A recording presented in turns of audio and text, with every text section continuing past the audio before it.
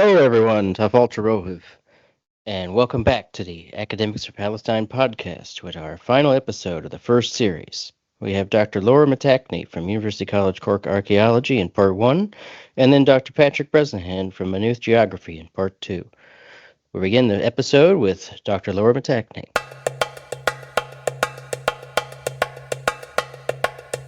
Laura, thanks for joining us. We'd like to start by discussing your own work. Can you talk us through your research on the connections between colonized places and the role of archaeology in coloniality? Yeah, thanks. Nice to meet you both. I've been doing work on colonized places for probably about 20 years, but some of it I've been more conscious about the colonial aspects to it, and others I've been very aware of it from the start. So it's been an interesting process. I first started working on colonized places when I did work in the north of Ireland because I'm from the north of Ireland. And we're not really used to framing it as a colonized space, but it's very difficult to see it otherwise when you start to engage with colonial and post-colonial theory.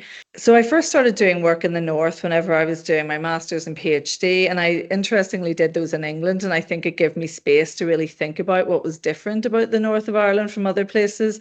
And I was really interested in how archaeology can bring different lenses to that, because often, whenever we're doing work in these places, there is a lot of focus on official archives, which are obviously very skewed and very prejudiced.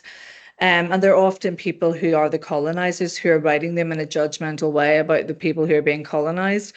So I became really interested in looking at what material culture and what landscapes can tell us that often are forgotten about or just do not appear in archives. And so when I did this work in the north of Ireland, I was interested in things like materialized segregation. I was interested in how people actually lived in prisons as political prisoners. And just how people navigated space in places like Belfast, which is a really unusual kind of plantation place that has become a highly securitized city and then has tried to desecuritize, but in very unequal ways, which often has a class dimension to it. And I then was lucky enough to be asked to do work in the Caribbean. So I did work in Montserrat and St. Croix. Montserrat is still a British colony, and St. Croix was a Danish colony, is now an American colony. And again, I was really interested not only in how there's material remains of these colonial spaces, but often how much they endure and how much they continue to shape present day. And this is one of the most important things I found with looking at material approaches to colonialism, was just how much colonialism continues to endure and how little it's actually deconstructed, particularly at a structural level and in the kind of logics of how people go about their everyday. But of course, I'm also really conscious that archaeology is a colonial discipline as well. You know, it really is associated with the 19th and 20th centuries, which are colonial periods. It's associated with very regimented ways of trying to extract materials from the deep past. They were often run by people who were in the army or in the church. They were often very patriarchal as well as colonial. And there is all these kind of difficult tropes of discovery, like this kind of idea that people who lived amongst remains couldn't have possibly known them or seen them. They were really waiting for a white European to come and tell them what it all meant. And those continue through lots of different ways to present day. Like part of it is how we consider civilizations which are not like European ones as often unexplainable, and we can't understand why they're so sophisticated because we have this quite progressive idea that every place should be more like Europe, essentially. And also on a structural level, you know, archaeology has been involved in maintaining certain ideas of the past because it is over focused on certain ideas of the place, particularly of the nation. Like in Ireland, we're very focused on a pre-colonial idea of Ireland that has a very homogenous idea of Ireland, which is probably not that accurate, but it also denies what we can do with the more recent past in archaeology. And also in the context of Palestine is like how much we know that archaeology has been involved in that nation building, which has tried to create a deep antiquity for Jewish people there while denying the antiquity of Palestinian people, including even being involved in universities that are placed on displaced spaces that were Palestinian. So this works on many different levels, that we know that archaeology is implicated in colonialism as well as being able to study it. Brilliant. Thanks, Laura. You touched upon it there. I wonder, would you say just a little bit more about it, perhaps? Like, how does that colonial role of archaeology fit in the current situation in Palestine? Well, people like Maya Wind, who I'm sure a lot of people have read her book, and Maura Kursel, who's an archaeologist who works, really critiquing a lot of biblical archaeology, which is done in places like Israel and Palestine, have been really clear that archaeology has been implicated in lots of different ways, that archaeology takes a lot of funding from governments to skew research, which shows a very particular type of past. Archaeology has really not spoken out very much about the destruction of archaeological sites and the destruction of heritage, which then eradicates the material evidence of other types of past. And also, archaeologists have been involved in conferences where they have came together in Israel to talk about these, kind of the antiquity of Jewish past, which denies the Palestinian past. And these have all been done quite recently in a context that we know politically that our work is being misused, so there can be no denial of the politics of it.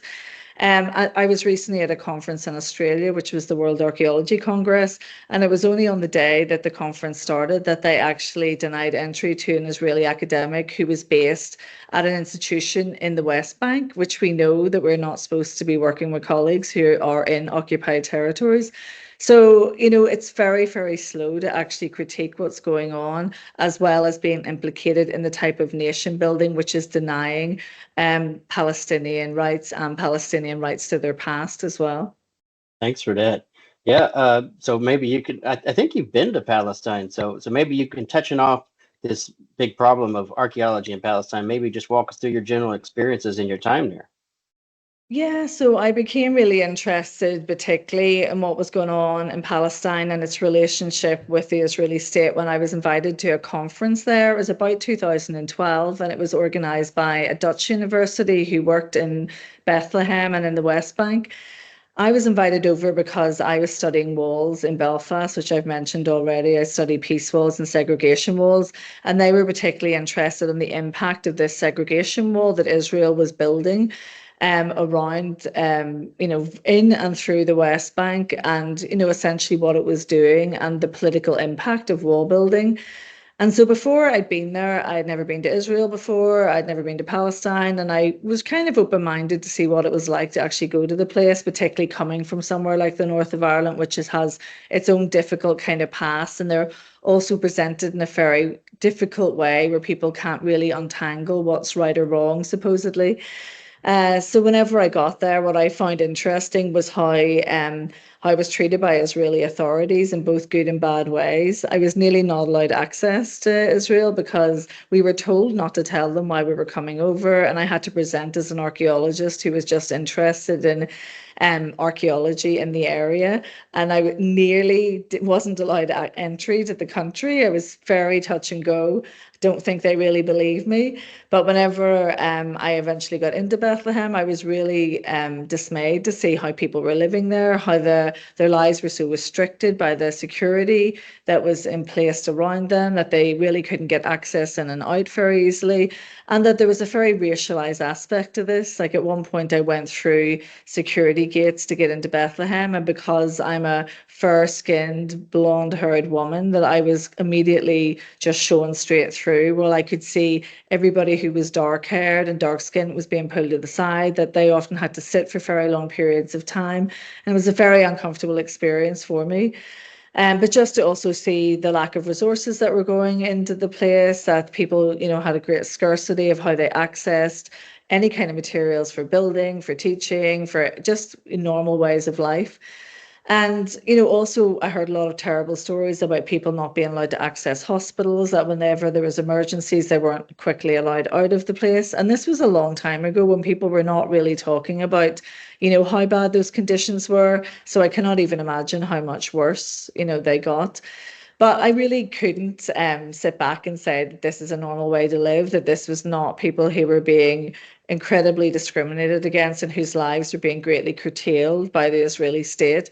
And so I became really interested in anything that I could do to talk about that experience, but also to explain how we can't consider that this is an appropriate or a proportionate response to any kind of threat that Israeli people felt, because clearly this was an attempt at space suicide. It was an attempt to make people feel so unwelcome and so uncomfortable where they lived that they would try by other means to leave and to live somewhere else. And that's what I could see, 10, 15 years ago. So again, I can imagine it's incredibly worse now. Thanks, Laura. It's very interesting to listen to all that you've been saying in terms of the intersection between your lived experience and there, for example, your visit to Palestine. Could you talk to us a little bit about working on issues, particularly like colonialism within the academy, and what kind of reaction people have? I mean, it's a very, the word itself is very loaded. So perhaps you could explain that to us and explore that with us. Yes, I've had a lot of different reactions to doing work in colonialism. Some of them have been supportive, but a lot of them have been quite guarded or quite negative.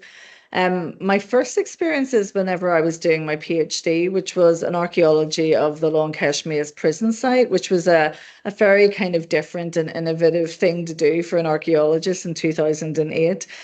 And I was funded to do this by the major kind of funding body in the UK, and I was based in Bristol, so it was seen like officially this was seen as an interesting thing to do. But I didn't frame my study as a kind of look into colonialism. I framed it more as an exploration of institutions and how we can study them. And I found whenever I was trying to interpret what I was seeing that I really needed to use a colonial lens on that because it didn't make any sense otherwise in terms of how people were treated in a prison like that, which was so different to how prisons functioned in other parts of Britain. And I was told by my supervisor at the time that I shouldn't use so much colonial theory because obviously Ireland is not a colonial context, which I've found repeated over and over again. And even in museums to this day in Britain, there's this idea that Ireland was not colonised and that their collections that come from Ireland are not colonial, so they don't really need to deal with those as they might be dealing with other colonial collections, which I find really interesting. And I kind of wonder what kind of evidence they need of colonialism to really understand how, those things were taken under duress in places of structural and physical violence, and that is a colonial relationship, and those objects are retained with them in a colonized way. But I've often found that colleagues who come from England more so than Scotland or Wales often tend to not see Ireland as a colonized place, and no matter how many times you tell them about it, they still don't really want to see it that way. But I've had other experiences also whenever I started working more overtly with colonialism. Some people, again, who want to deny that there's a colonial angle, or they want to conflate all forms of colonialism as being the same. There's lots of different types of colonial regimes. They're all situated through time and space differently. It's not that rigid, but sometimes you will get people writing about it that all types of colonialism are essentially only settler colonialism, which is the most extreme kind, and which is often associated with eradicating people completely and space completely. And because Ireland was in some ways and sometimes an incomplete settler colonialism, it's often then denied that it's colonial at all. And also, whenever I worked in Denmark, I had very interesting experiences there because as an Irish person working in somewhere, Denmark was a major colonizer in Scandinavia. It had colonial relationships with the other Scandinavian countries, which again are kind of interrogated very lightly, but it also colonized lots of other places, including islands in the Caribbean, parts of Africa and parts of Asia. And I was funded to do a project in St. Croix, which is part of the US Virgin Islands now. And this was really tied into a commemorative period when St. Croix was sold by Denmark to the US around 1917-18. Whenever I was funded, it was seen as an interesting thing to look at. This is an interesting part of Danish history. And you really seen a change around 2020 when Black Lives Matter became much more prominent outside the US. And particularly, we started talking more about colonial legacies and potentially reparations and other kind of material recognitions of what happened in the past. The Danish government got much more hostile to people doing this work, and they also tied work into colonialism with work on gender and work on migration. So these kind of tropes of the far right all became very openly connected. to the point that my project disappeared off the project website, that I couldn't get museum people to work with me on it. And a lot of the exhibitions that they did in time for the centenary quietly disappeared or were much more muted. And I could just tell there was a feeling of fear amongst colleagues to do anything that was going to create a lot of attention. But also that they wanted to escape government notice. And in some ways, I was probably saved by my funding body not having any reference to my project because I didn't get any extra scrutiny. But I realized I couldn't really publish on that work until I left Denmark because it just wouldn't have been, very safe to do that work and be able to still work there and be able to get funded again. And even, we were having our teaching watched and made sure that we weren't teaching about colonialism. And it was just very difficult to work in a context like that where your academic freedom was constantly under threat. And I can see this a lot with colleagues in the US, colleagues in Australia, colleagues in Germany in particular, that they are just afraid to say anything about Palestine. They're also afraid to say things about migration. They're afraid to talk about gender because these are all being conflated as this kind of EDI issue, which is being so discussed around Trump's America, that they're trying to stop initiatives around equality and diversity, but really they're trying to stop anything being talked about which doesn't sustain their narratives of the great white man and their view of history.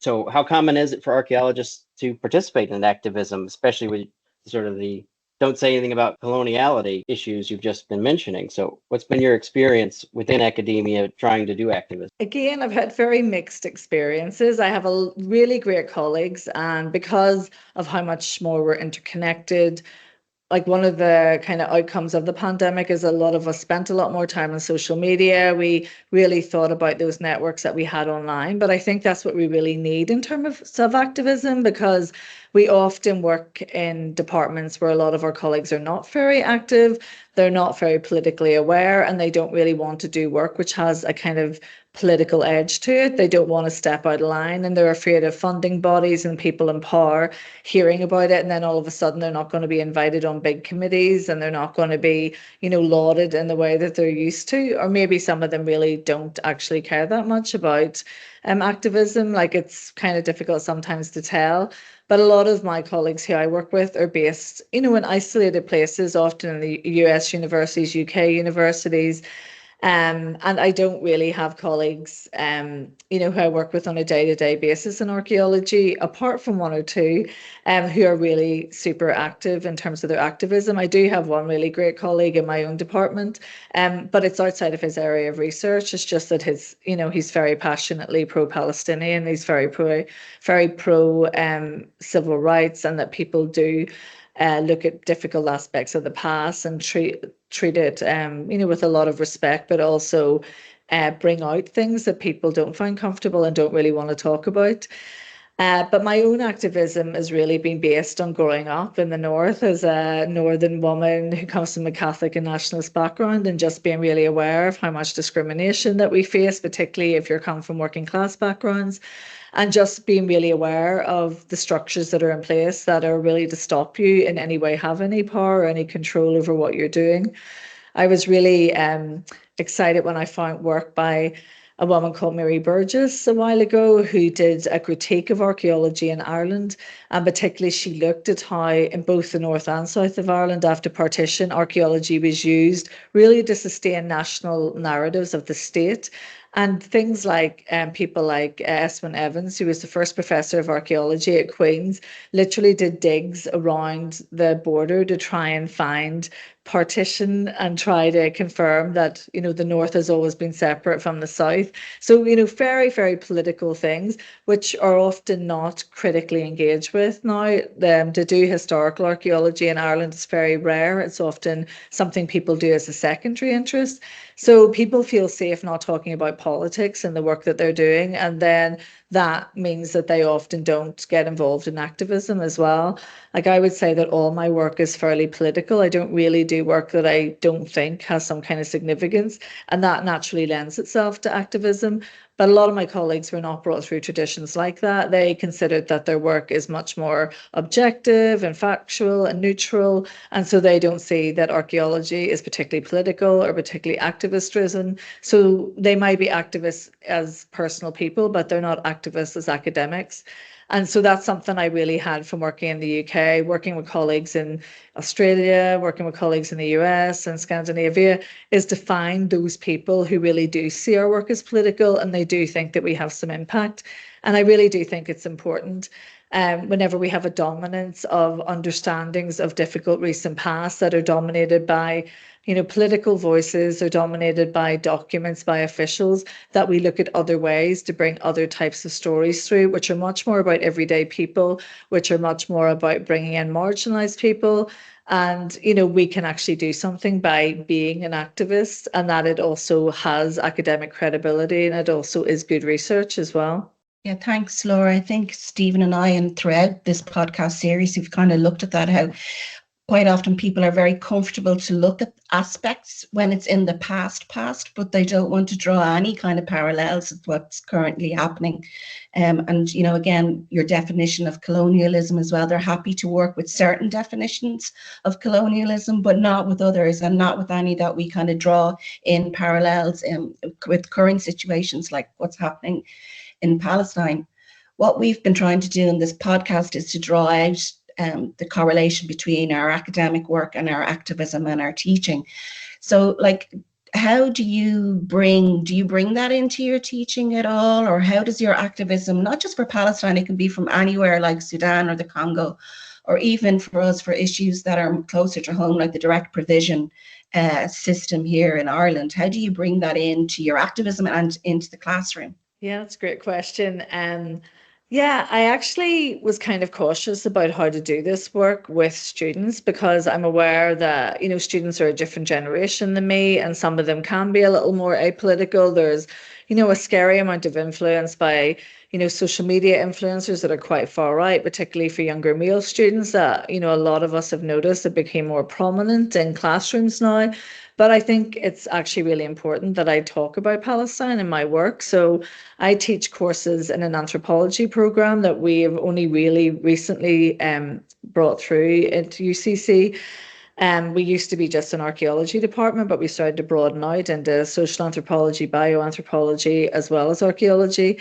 And I teach a course on ethics and how we do anthropology. So I brought Palestine into that work. And what I thought was really interesting is not only that students really wanted to talk about it, but actually a lot of them chose to focus on it for their assignments and chose to talk about it in their essays and exams. And they have very clear views about Palestine and they're very supportive of Palestinian rights. Like for them, this is not a difficult or ethical issue.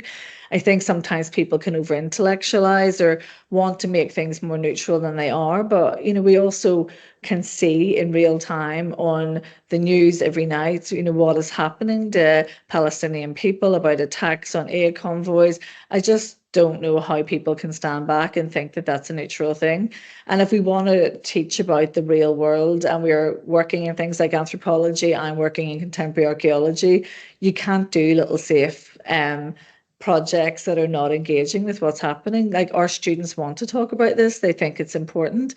And I think it's important too. I also teach a course on dark heritage and I talk about anti-Semitism and I talk about attacks on Holocaust memorials, but I also talk about the destruction of heritage in Palestine. I don't think those are counter issues. They're both really important, but they're not one is one thing and one is the other. And that's often how it's presented. And it's a way to try to silence people talking about Palestine, is to try to conflate criticism of Israel with anti-Semitism, which is absolutely abhorrent because many of my colleagues come from Jewish backgrounds, particularly from left-wing traditions, and they're very critical of Israel. They are anti-Zionists. They do not see this reflecting their religion. My own husband comes from a Jewish background, and he's incredibly horrified by what's going on and that his background's being evoked in this way. So I think we need to have, the kind of power of our convictions. We need to be brave and we need to talk to students about this because they expect it and they want it. And, we can't just talk about things that happened 400 years ago as colonialism. We have to talk about the legacies of it, because as I've already argued, everywhere that I've worked and done colonial work on, those legacies are still materially there. They're still structurally there. They still impact on people's lives. These are not things of the past. They are of the present, and they're no more so than they are in Palestine. And that's what we have to include in what we teach. Here. Yeah, very good. So here we'll move on to the sort of final thoughts, and a great tie-in with David Landy from last week's episode there. About the anti-Zionist Jewish population. It's how they get sort of hidden away. So yeah, do you have any final thoughts? Palestinian archaeologists that we should listen to, read, work, or whatever general thoughts you got on activism or current affairs? Yeah, I mean, I think what's really important is to humanize what's going on, is to not talk about it as if it's some abstract conflict that we can't see and that doesn't have human repercussions. And I think in that respect, it's really important to read Palestinian scholars and to read, what's going on. People are putting on blog posts and work that's also been going on for a long time. So one of my colleagues, Amal Bashara, who works at Rutgers University, I worked with her in a workshop about 10 years ago, and she is of Palestinian descent, and she, grew up in the US and had done all her anthropological work in refugee camps in Bethlehem and in the West Bank. And what she wanted to highlight in particular is, how much things like separation walls were increasingly encroaching into areas that people had been moved into because they'd already been moved off areas that they lived in, that they were deliberately being put there in order to separate people from their land, that there's a lot of cynical and kind of evil intents of a lot of things that we can pretend are quite neutral. Like people put a wall up for security, but they're actually putting it in a way to try to destroy communities, to separate people from where they would grow their agriculture, and to try to stop people having a connection to land, to try and force, people who can to leave those lands. And that this is not something new. This is an escalation and, just a much more obvious kind of example of what we already know was happening. And so we need to read that older work as well. We need to engage with how this is a long-term process, and we don't need to exceptionalize it as something that's happening right now and that might just stop soon and then it'll be fine. We need to decolonize in a way that recognizes colonialism exists, but also think about how we deconstruct its structures. Ceasefires are not enough, ends of active war are not enough. We need to recognize what is being done to people in the West Bank and in Gaza and put more and more pressure on Israel to not just cease, but actually to configure how they're actually dealing with how they live with Palestinian people in what was considered a two-state solution, which obviously they were not able or willing to try and deal with at all. And so people like Amal, I would really recommend her work. It's incredibly important. And what I love so much about it also is it shows the resilience of people, it shows the creativity of people, and that people have continued to try and defy their dehumanization. And that is something we should also celebrate.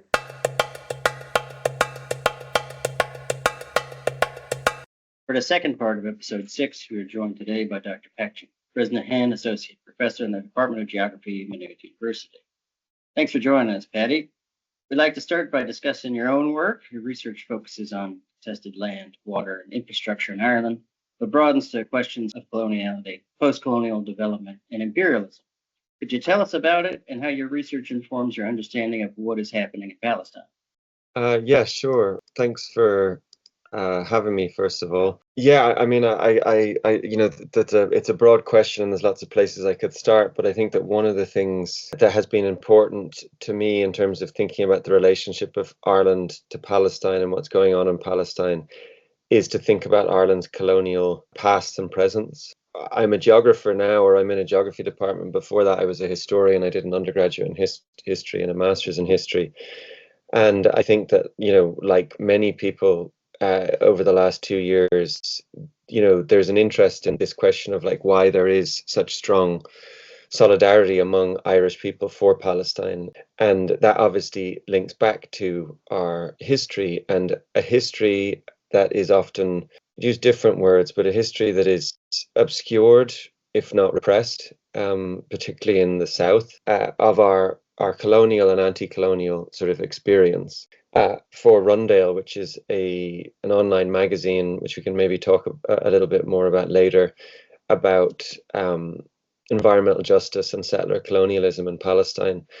And two of the sort of Zionist slogans that are often cited as the sort of ideological foundations for the settler colonial project there. The first one is a land without a people for a people without a land. And the second one is let the desert bloom. These slogans reflect a much sort of deeper and wider sort of ideological project and sort of set of practices and legal mechanisms and forms of violence to separate the Palestinians from their rightful connection to the land.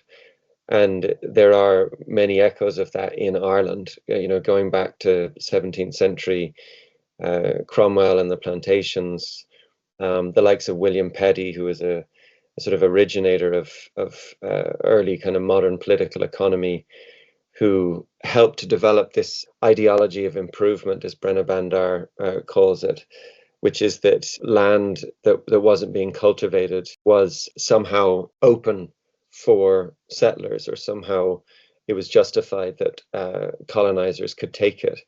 And so then you start to see this sort of fusing of racial categories of the indigenous as being barbaric or uncivilized or unproductive or wasteful with the land, with this idea of colonization being about civilization, improvement, productivity, and so on. Those are sort of earlier connections, all the way up to more recent connections, whether that's on Moor, the Great Famine, and what we're seeing, so acutely at the moment with the forced starvation in Gaza.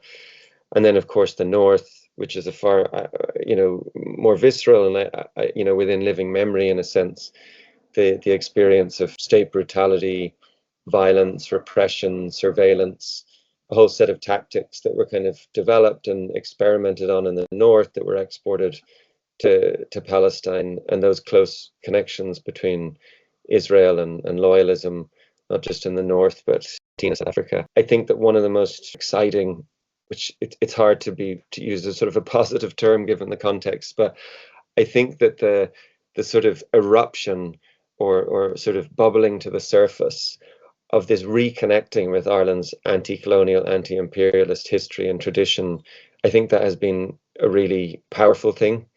And I would see that's where my own work and my understanding of Palestine I would emphasize the most.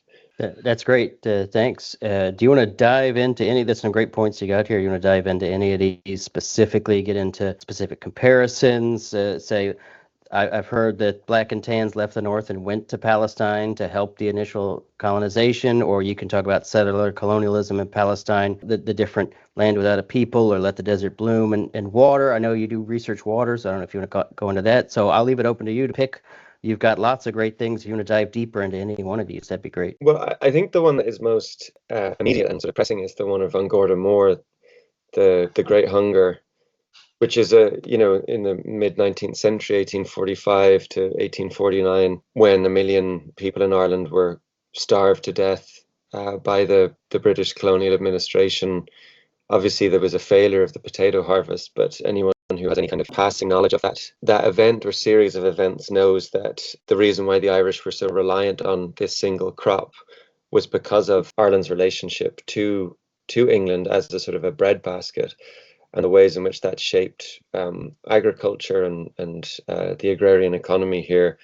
And then, of course, the response to the failure of that crop, which was effectively to let the Irish die and to deprive people of aid, as we're seeing in Gaza, to find ways of justifying through a whole set of sort of somersault in reason, as to why this was a sort of a somehow a normal or sort of an inevitable set of events, and almost to put the blame on those who were the victims, which again you see in Gaza, that it's, in that case, that it's Hamas that is blocking aid, or that it's Hamas that is causing problems in the logistics, or if only they would stop fighting, or whatever it is. And I think one of the things that really sort of brought that home to me was the AFRI does an annual famine walk in Duloc in County Mayo in May of every year, and I'd really recommend to anyone who's listening to go along to that. And it was the first year I went this May. And I knew it would be very powerful. Basically, the famine walk retraces the steps that a group of starving Irish took from, it's to Delphi Lodge, and it's from, I forget the name of the place now, a small village. And it's about 20 kilometers the walk. And basically, it skirts along the shores of Duloc Lake. And that's why it's called the Duloc Famine Walk. And this group set off in 1847, I think it was, and they were starving. And their last hope of some kind of reprieve was to go to Delphi Lodge, which was the landlord's residence, and to basically beg for some relief, so some food or some other kinds of sustenance or whatever. So they walked the 20 kilometers, and the story goes that the landlord was sitting down to lunch or a meal with other members of the gentry, and they were disrupted, and they refused to see the people who'd kind of gathered on the lawn until they'd finished the meal. And they went out and they said, "There's nothing we can do for you. You have to go back." And they turned around and had to go back, and most of them died on the side of the lake. So that's where the memorial is, to commemorate where they were starved and died. And so, given what's happening in Gaza, and it's obviously gotten a lot worse since May, I mean, it was incredibly moving to go on that walk and to hear sort of the interventions. Emer Mohammed, who's a photojournalist from Palestine, she gave a talk, making those connections. And it was really this sense of, the reason why we do this walk every year is not just to remember the people, to remember where our solidarities lie today, and who is starving today, and who is walking today because they have no choice to beg for relief. They've done it every year, and they've made connections to different places. But clearly what's happening in Gaza, the connection is so deep and so strong that anyone who was there couldn't help but feel, incredibly moved. And I think that probably of all of the events and all of these kinds of historical markers that make a connection to Palestine, that's probably one that runs deepest, and one that we can't ever stop talking about because of the scale of it, and because of the I guess the kind of depth of that kind of colonial violence. Thanks, Paddy. It's very hard to watch. I think everyone feels the same. It's very hard to watch it weekly or nightly on the news and see, well, as much as we can see of what's happening in Gaza in terms of the starvation of the Palestinian people. I think two things that I'd like maybe to tease out a little bit with you is in relation to Israeli propaganda and the language that's used, the way in which they try to assert, there's aid there, but Hamas, as you said, Hamas are destroying it. Or I saw recently, if you go down the Quagmire Facebook or social media, you have kind of all kinds of propaganda posting this aid that's not distributed, and the Israelis are showing it there, saying there's loads of aid here or whatever. So how do you combat that kind of propaganda? I mean, and also in terms of the language that's used, you touched upon it a little bit there in Irish history. I mean, Stephen and I are medievalists, and even if we go back as far as the coming of the Normans or the Anglo-Normans, the language that they used was to other the Irish people, and in that kind of colonial othering that allows them to take land, to take control. So, I think I'm just kind of throwing out a few different things in relation to the barefaced lies that the Israelis are telling, and how it's still propagated. I'm thinking yesterday of the reporting of the shooting of the journalists, and how, this whole Hamas thing, that they, one of them was Hamas, Anan was Hamas. So, I think I'm just throwing out a couple of things to do there with language and propaganda. I mean, I only would just agree with everything you say. And, it's one thing, the Israeli propaganda, but it is really sort of shocking. And I saw a lot of people making that point in social media about that article. It was on RTE, which reported on the murder of those 6 journalists. But then the bulk of that article was 5 things you should know about Al Jazeera, which was, it seemed such a pointed and deliberate thing to write. I mean, to include in that article, it seemed like it couldn't have happened accidentally. And as you say, they still continue to use this Hamas-run health statistics and Hamas-run hospitals. And as you say, the function of all of that is to other and to degrade and to, really brutalize the Palestinians. And that has a very, very, very long history. And it's a history that we have shared in Ireland. And I think that, and most recently in the north, and ongoing in the north. I think that, the reason why, particularly in the north, there's maybe a stronger or more obvious sense of solidarity, particularly among Republican communities, with Palestine and what's been going on there. But I think what's interesting in Ireland is that we've gone through a long period of, as I said at the outset, these sorts of solidarities born out of our shared history of colonialism and anti-colonial resistance as being buried or obscured. And so there's been a lot of work over the last 2 years to sort of revive that and to remember that. And I think that has been, incredibly important work. And maybe I'm just in a bit of a bubble, but I don't think so. I was just going to say the other part of this podcast is Laura McAtackney, and she talks, so you're not in a vacuum, because she talks exactly about what you're saying there about colonialism, and particularly in relation to studies in Northern Ireland as well. So these two parts will marry quite nicely, I think. You touched upon it there in terms of publicly and generally the Irish people have massive solidarity with the Palestinian people. And I think we've done very well in terms of public protest and all of that. But when we come to look at state actions, that's where I think there's a massive disconnect between what the Taoiseach and the Taoiseach, whoever they are at the moment when they rotate, Micheál Martin and Simon Harris, and what they say publicly. And I know that they are pushing very hard at the European level for action. But there are certain things that have kind of really stalled in terms of the Occupied Territories Bill. I mean, Francis Black has been pushing that around since 2018. And in particular, over the last 2 years, the movement on that has been very slow. We still have the Israeli use of Shannon Airport. Ireland is still the second largest importer of Israeli goods. We have the situation with the central bank and Israeli bonds. And I think now most recently, which many people make, is the revelations relating to Microsoft data centers and their storing of Israeli military data. So I was wondering maybe if you could just tell us a little bit about that, comment on any aspect of those things that I've raised there, but in particular the use of Microsoft data centers. Absolutely right how you've laid it out there. And this is another probably more closer aspect of my work, which has been around data centers and Ireland's relationship, particularly with US multinational tech companies, and the kinds of contradictions that arise from Ireland's model of development, which is led by foreign direct investment and has been since the 1960s.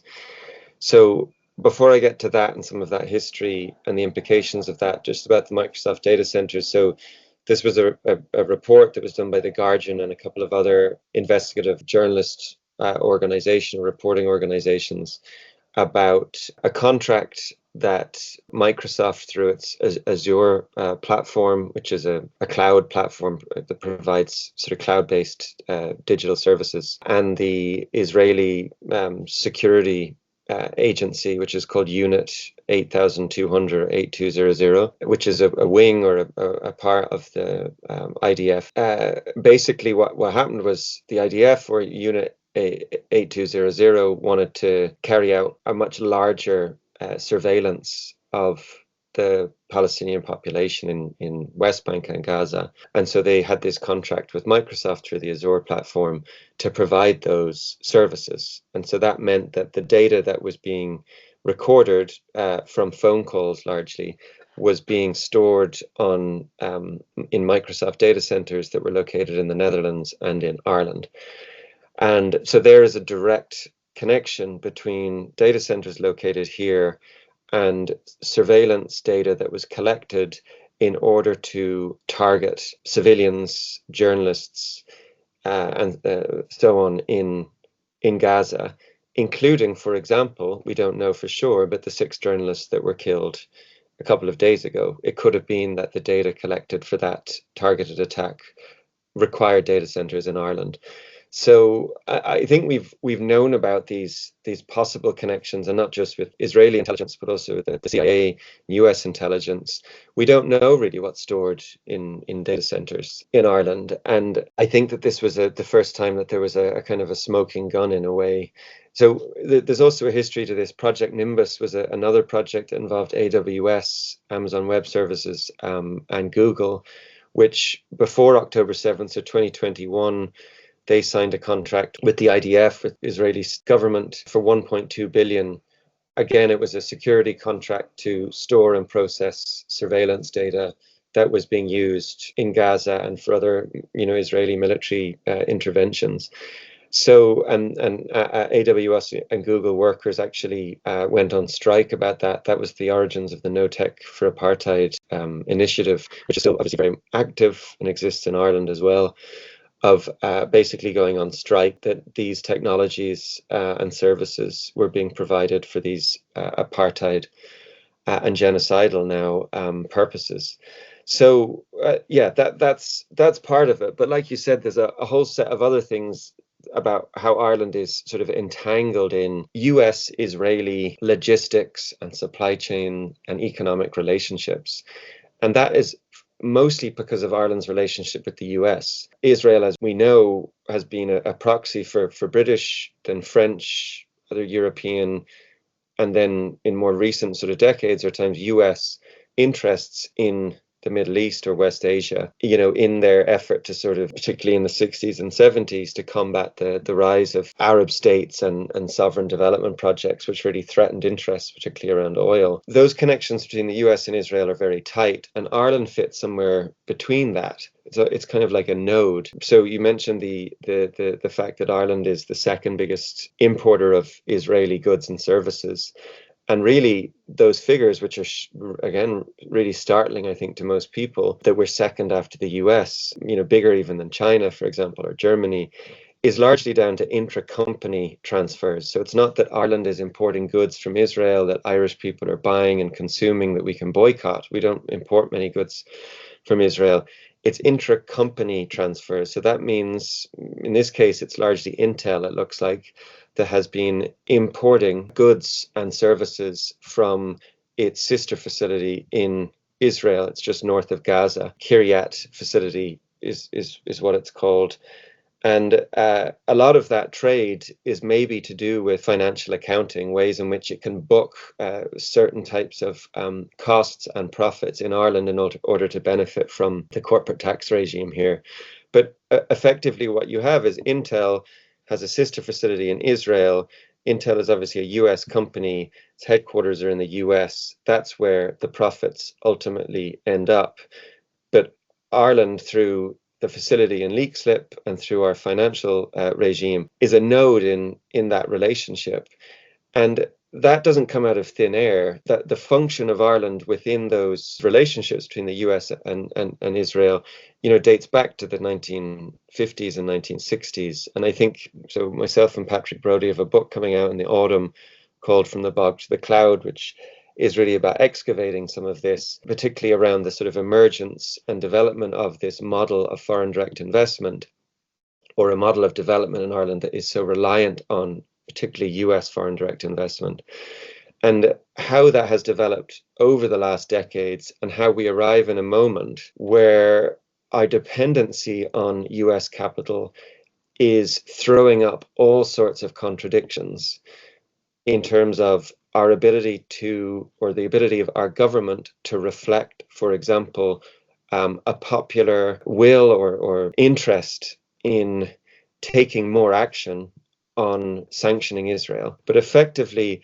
those US companies here become an extension of US foreign policy, because the US foreign policy is to support Israel. So Ireland is clearly caught in this situation where people want Ireland to take, the Irish government to take more action.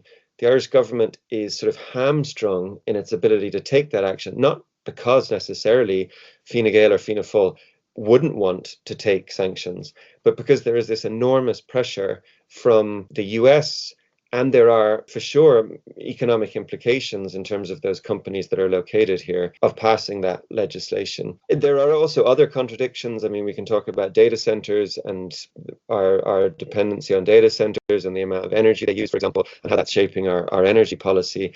But in all sorts of ways, particularly as we're talking about Israel and Palestine, our ability to have some kind of sovereign or more sovereign foreign policy in relation to Israel is massively constrained by the fact that our economic development is so dependent on US capital.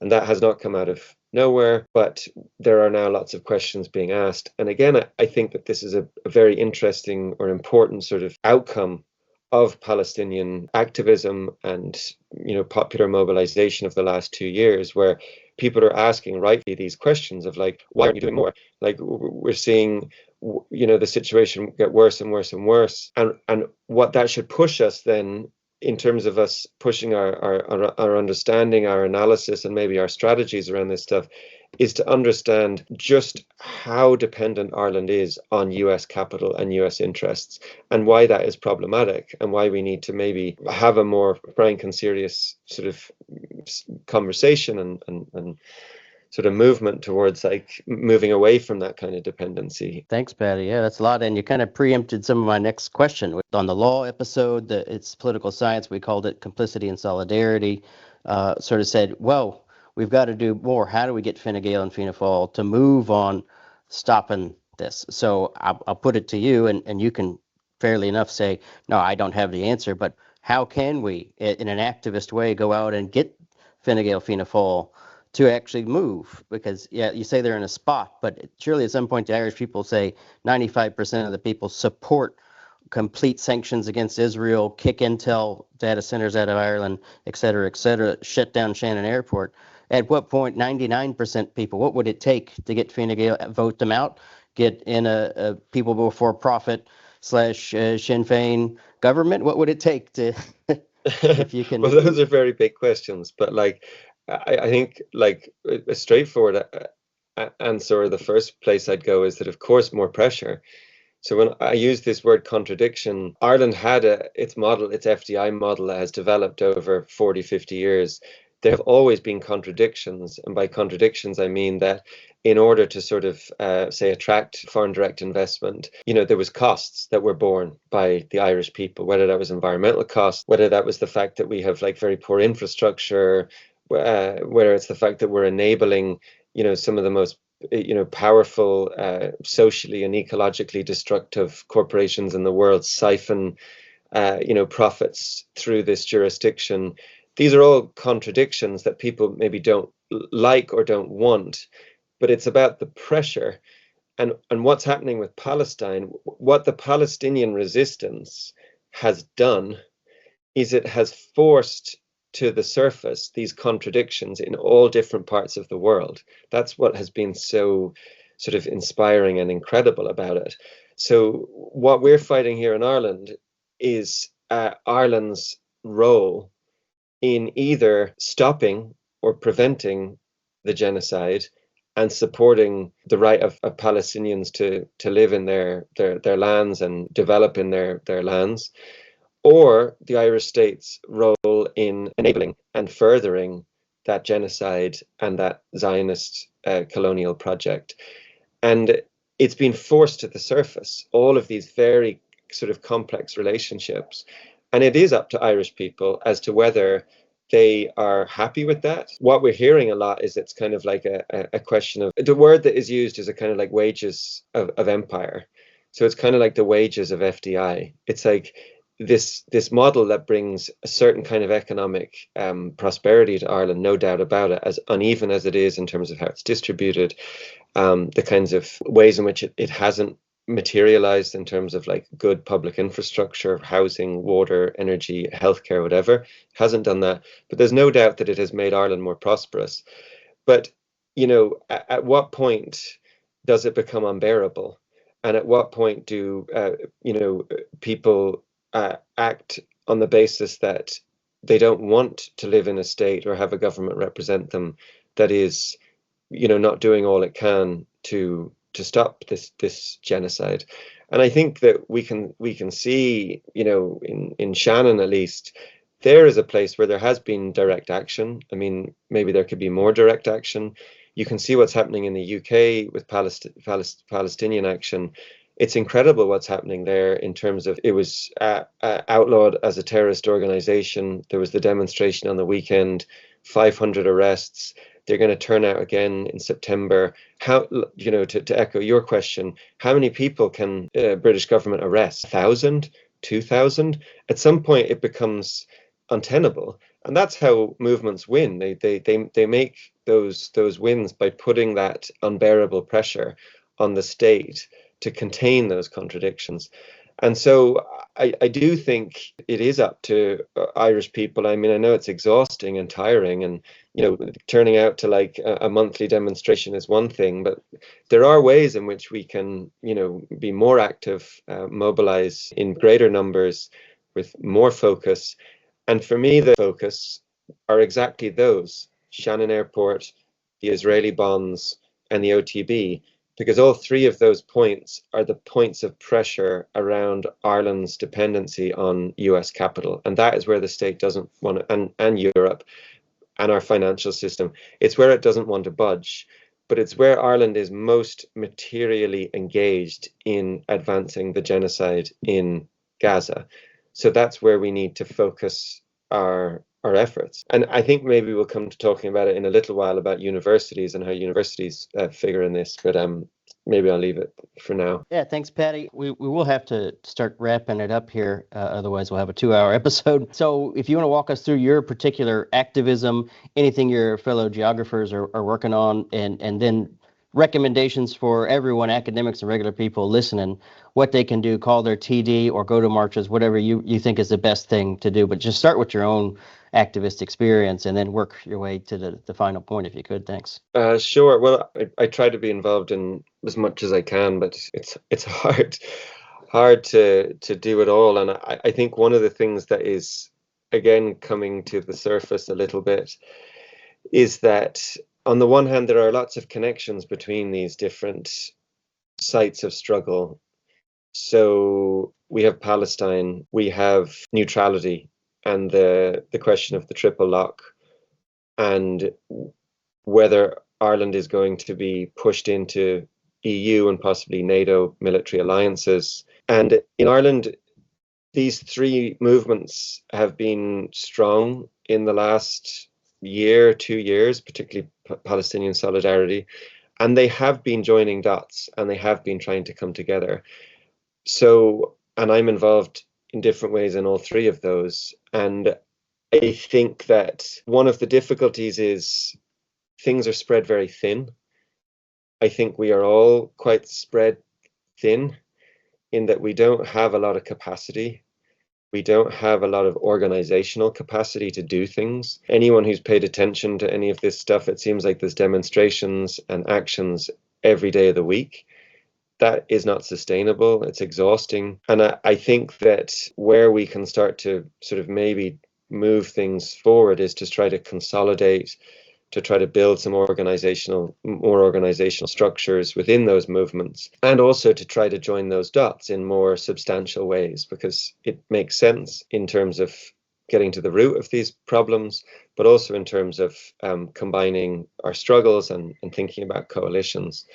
So that would be one part of that. And then in terms of like the academy and university, I think, say, going back to this thing about FDI and foreign direct investment and US tech companies, one thing is that's not just about the government. It's not even just about departments, and it's not even about semi-states. It's also about higher education. And I think that one thing that we're probably all aware of, but maybe don't talk about as much, is that Ireland's higher education system is tightly bound up with the FDI strategy. And that is not just a question of like one-off contracts with companies or one-off industry collaborations.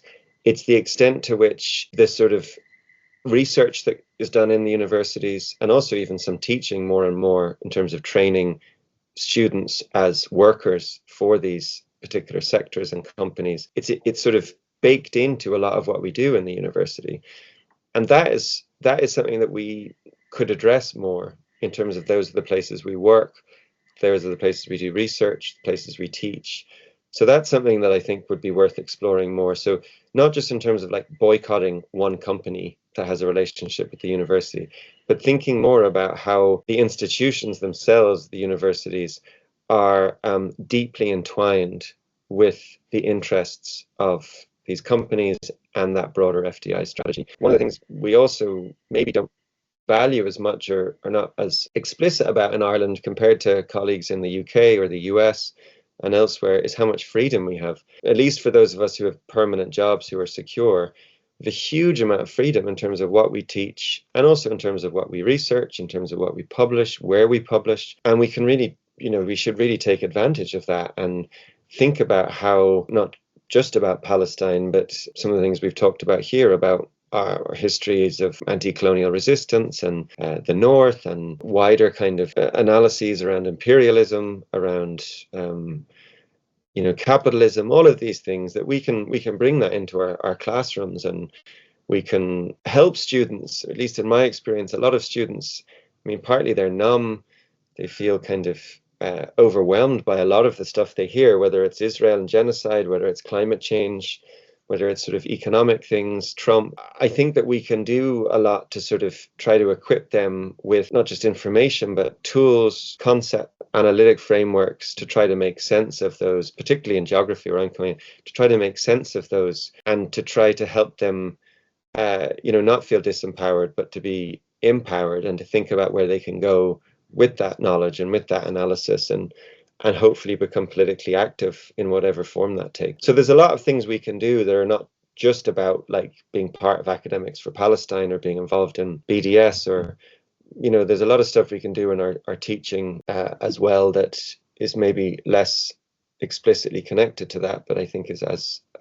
is also important. Thanks, Paddy. That's great. It's one of the threads running through this podcast series, and it's been great to hear various different scholars sharing with us how they do try to embed their in their teaching and in their research an acknowledgement of what is actually happening in the world. And I think that's what, as historians, myself and Stephen have been thinking about a lot. How can you be in a classroom and lecture and teach on many of these issues like colonialism, international law, human rights, development, all of those things? You can't do them really in isolation. So thanks very much for those comments on that. I feel like I have a million different questions to ask you, given all of the material that you've covered, and you've laid it out so well, particularly the economic situation. I wonder if I could just digress a little bit and ask you, what would be your thoughts on President Higgins' recent invocation of Chapter 7 of the UN Charter? What is the way forward in terms of where we are at with Netanyahu declaring that he's going to go into Gaza and is going into Gaza and is in Gaza? There has to be some kind of intervention. Yeah, that's naive, I know. No, you'd like to think so. Yeah. And it's great that President Higgins said that. And of course, we're lucky to have a president who speaks with a kind of an honesty and an integrity as he has. And hopefully we'll have a new president who does the same. So, this is a slightly tangential way of getting at the question, but I've been involved in the Neutrality Roadshow, which is this popular political education sort of initiative that was started by Niamh Ní Bhrín, who works for Transnational Institute, and Fionn Wallace, who's an independent researcher and writer. And the idea was to sort of, in the context of the government's effort to get rid of the triple lock, and I promise I'll get to your question, which is effectively eroding the last vestiges of Irish neutrality and very much opens the way for Ireland to send troops on EU missions abroad and possibly NATO missions abroad. In the context of that and the kind of absolute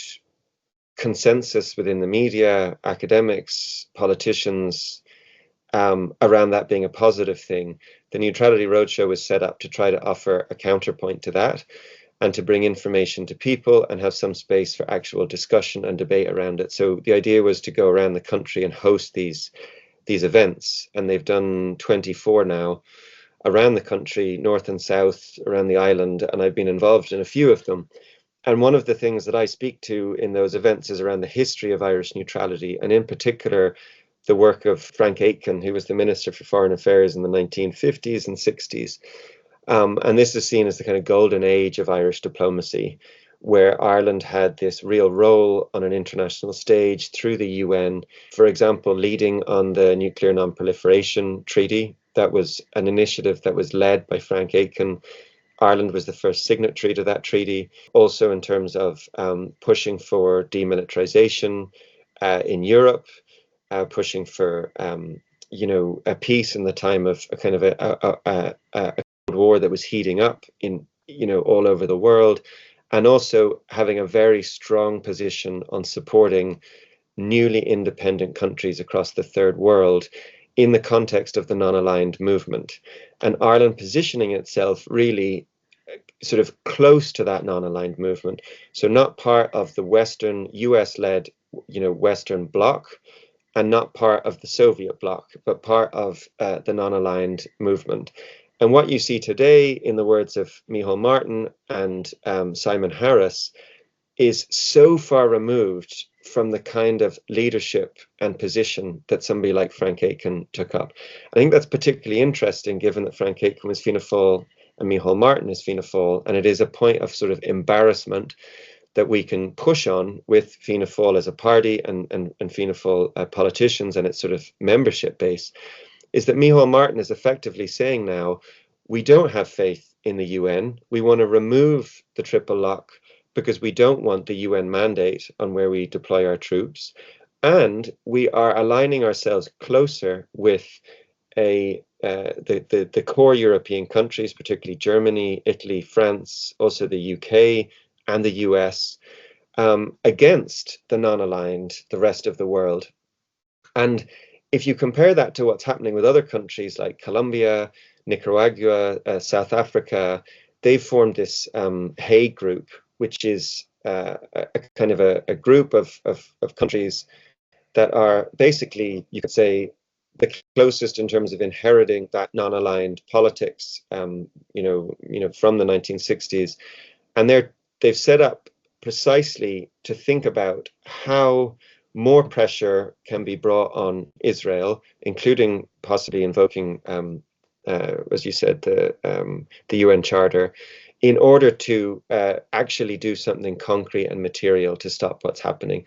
But what's crucial about that Hague group and the BRICS countries more generally is that they obviously see the UN as a very limited institution at the moment, is clearly powerless to do much, but they see it as something that could be reformed, as something that needs to be defended and radically transformed, but something that is basically all we have in terms of international law, in terms of multilateralism. You have to basically make that institution do the things that it was initially, in its charter at least, what's down on words, it was set up to do. And one of those things is to stop genocide. So Ireland could be sort of more closely aligned with that. It doesn't need to become a formal part of the Hague group.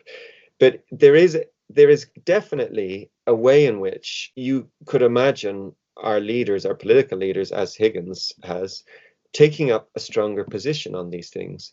And they haven't, because they are weak and they are scared and they are so closely bound to, as I said, US capital and also to those EU core countries, that they're basically afraid to sort of step out of line.